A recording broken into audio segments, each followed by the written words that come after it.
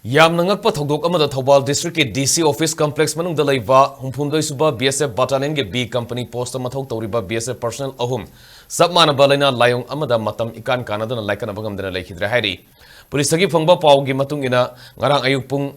taruk ka minute kuntaruk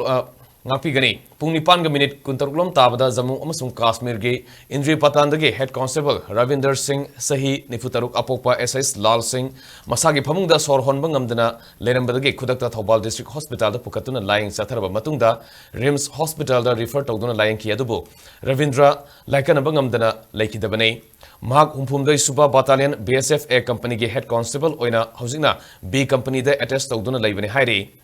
Madugi matung ngarang numidang pung tarung makhairom tarpa matamda Uttar Pradesh ke Nangla Khetri dagi Sandra Sahi Yankai Mari Apokpa SH Rapsifal Singh Kauba B Company asima ke Head Constable amasu DC Office Thobal ge Complex manungda leiba Sentry Posta mathau tawringai da wan tharak padage District Hospital da medical treatment sathara matung Rims da refer tawki mahak sulaikan abangamdana ngasi nongai matung pung amorom tabada Leikhidre Madugi matung da